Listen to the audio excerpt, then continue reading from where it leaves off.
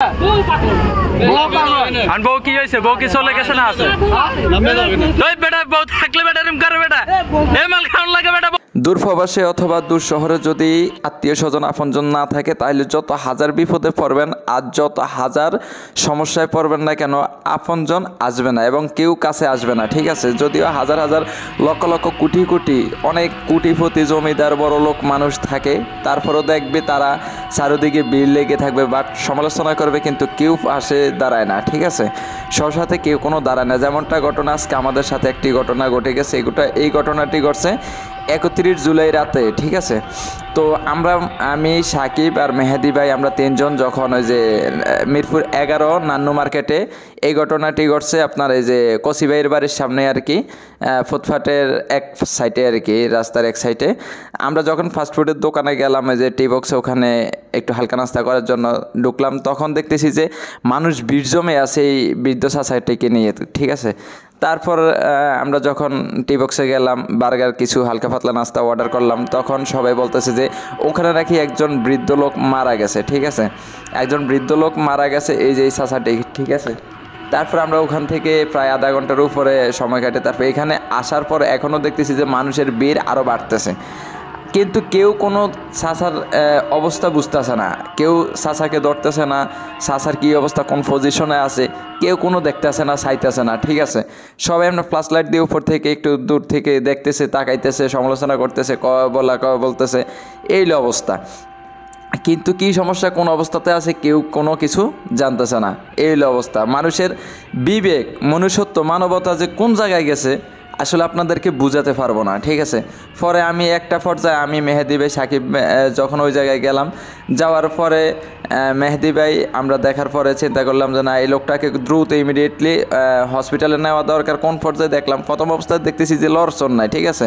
ওনার কোনো সারা শব্দ নাই। 2-3 মিনিট পরে দেখতেছি যে না, একটা মানুষ ঘুমে থাকলে যেরকম একটা শ্বাস প্রশ্বাস নেয়, হ্যাঁ, ওনার শরীরটাও এরকম একটা আপ ডাউন করতেছে বা শ্বাস প্রশ্বাসে, ঠিক আছে? তারপর একটা পর্যায়ে বললাম যে ভাই তাইলে ওনারা ইমিডিয়েটলি হসপিটালে নিতে হবে, এখন ইমিডিয়েটলি ওনারা হসপিটালে নিতে হবে, যেভাবে হোক একটা প্রাথমিক চিকিৎসা দিতে হবে।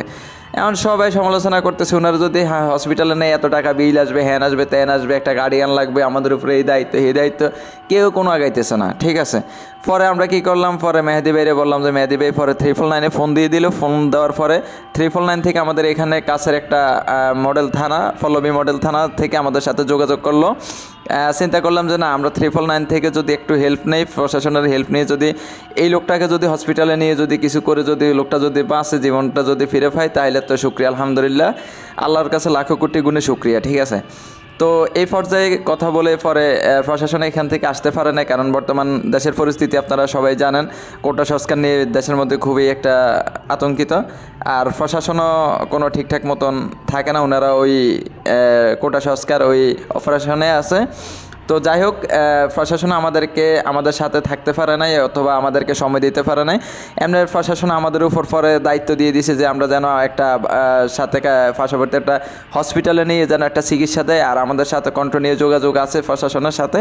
পরে আমরা কি করলাম, প্রশাসনের একটা দ্বারস্থ হয়ে আমরা এই লোকটাকে ঢাকা কর্মীটোলা হসপিটালে নিয়ে যাই। ওখানে নিয়ে আমরা আপাতত প্রথম অবস্থাতে প্রাথমিক চিকিৎসা দিছি।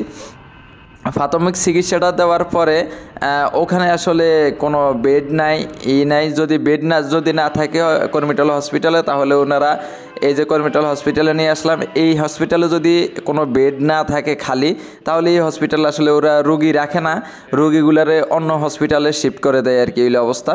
পরে আমাদের এই রুগীটাকে আপনারা এই যে ঢাকা হসপিটালে দিয়ে দিছে, এখানে রাখতে পারেন। তারপর ওনাদের সাথে অনেক তর্ক বিতর্ক করার পরে ওনারা রাখে নাই, পরে অ্যাম্বুলেন্স ফ্রি করে দিছে, এখান থেকে অ্যাম্বুলেন্সে করে যেতে নিয়ে যায়।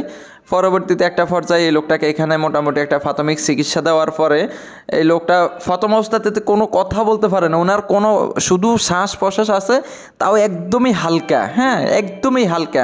তো আমরা আসলে ভাবছিলাম কি এই লোকটাকে হয়তোবা কেউ মনে হয় নেশা টেশা হুঙ্গাইছে। একটা পর্যায়ে আমরা বুঝতে পারছি যে যখন এই যে গাড়িতে করে নিয়ে আসলাম, এই লোকটার মুখ থেকে এত দুর্গন্ধ, এত বাজে গন্ধ বাড়িতেছে, আমরা ভাবছিলাম যে হয়তোবা অজ্ঞান ফাটিরা ওনাকে দেখা, এর ভিতরে একটা কথা বলে নেই, ওনাকে দেখতে পুরা দেখা যাচ্ছে মনে হচ্ছে যে উনি রিক্সা চালক, ঠিক আছে? ওনার একটা রিক্সা ছিল আর কি।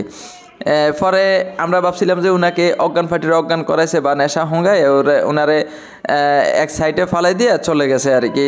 ডাক্তারের কাছে নিয়েছিলাম আর ডাক্তাররা এই কথা বলতেছে আর কি, হ্যাঁ, বলতেছে যে কেসটা এরকমই হবে, অন্য কোনো কেস হবে না। যাই হোক, যেই কেসটা হয়েছে এই কেসটা নিয়ে এখন ঢাকা হসপিটালে যেতে হবে আর কি। যাই হোক, মোটামুটি প্রাথমিক চিকিৎসার পরে লোকটা কথা বলতে পারে, তারপরে লোকটা একটু হাঁটতে পারে, একটু বসতে পারে।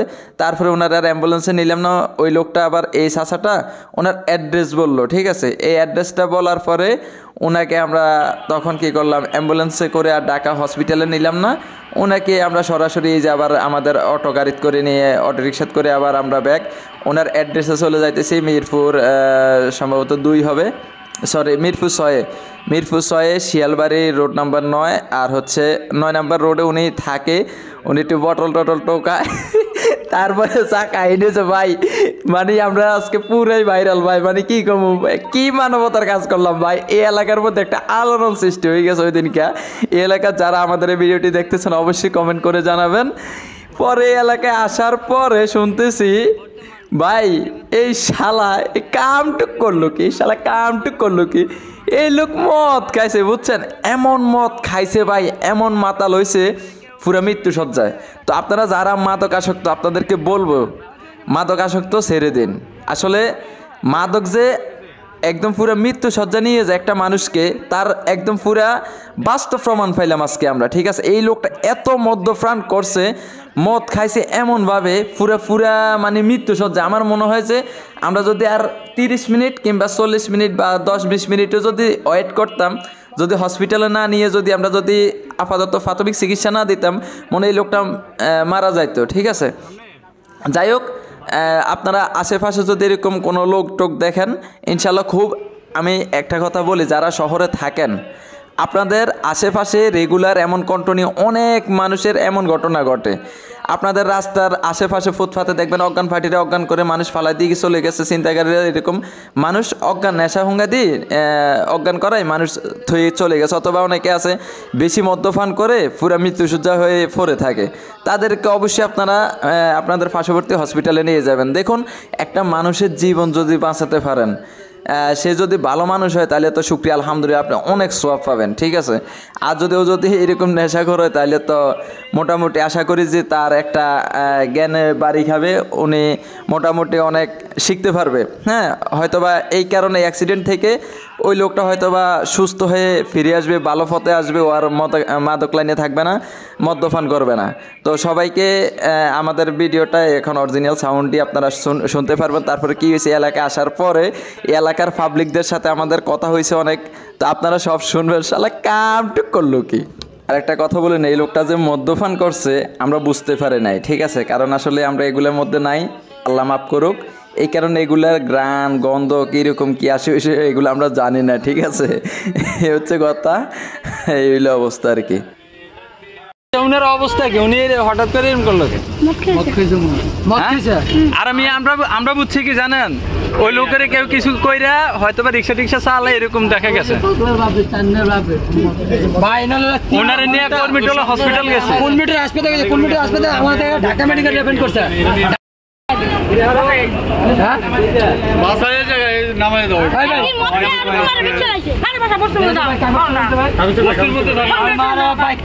ফার্স্ট টাইম ভাবছি মিলাদ কমিতে মত খেতে না, সিরাজের স্পোর্ট দিয়ে মত খেয়েছ তোমার। আমি ফার্স্ট টাইম যখন ধরছি তোমার সামনে গিয়ে যখন কাপড়টা চিনতে তখনই মদের গন্ধ পাইতেছি। আমরা তো ভাই এগুলো বুঝি না, ঠিক আছে। আমি মদের গন্ধ পাইছি। আমি এই যে আমরা কুলমিটার, এই যে দেখেন আমরা তাকে নিয়ে কত হ্যারাসমেন্ট ছিল, এই যে আমরা পুলিশকে জরুরি বিভাগ সবকিছু কইরা 999 এ ফোন দিয়া তারা আমরা কুলমিটার হাসপাতালে আমাদেরকে রেফার করছে ঢাকা মেডিকেল, অ্যাম্বুলেন্স ফ্রি করে দিছে।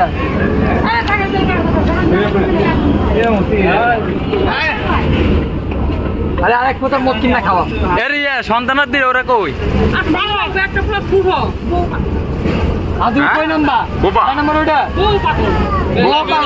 বউ কি হয়েছে, বউ কি চলে গেছে না আছে?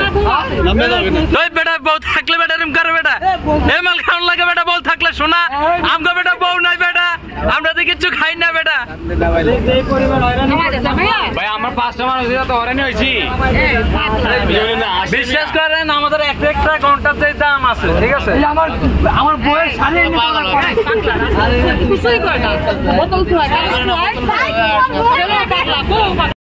বউ থাকলে বেটা বেটা বউ থাকলে বেটা মাল খাওয়ান লাগে বেটা হ্যাঁ বউ থাকলে কি মাল খাওয়ান লাগে বেটা আমাকে বউ নাই বেটা কিচ্ছু খাই না আমরা বেটা তোমার ঢাকা মেডিকেল আমি কম্পিউটার মেডিকেল লাগাইছে এই লোকে বুঝছেন মাল খাইয়া টালয়ে পয়রা রয়েছে মিরপুরে 23 নম্বর রোডে হ্যাঁ 11 নম্বর রোডে আমরা ভাবছিলাম যে কেউ নেশা ফুঙ্গাইছে এই লোকটারে কেউ নেশা ফুঙ্গাইছে বুঝছেন ওরে নিয়ে কর্মীটলা হসপিটাল গেছি তারপর হচ্ছে 999 ফোন দিছি পুলিশ আল্লাহ সারাইছে আসে নাই পুলিশের আমাদের মাধ্যমে শিপমেন্ট করছে ওই জায়গায় এমন শালারে যখন আমরা তার বাসে নিয়ে আইছি তখন শুনতেছি আল্লাহ নাকি মাল খাইছে মদ খাইছে বুঝছেন আমরা সাউবিয়ার মানবতার লোক মিয়া সাউবিয়ার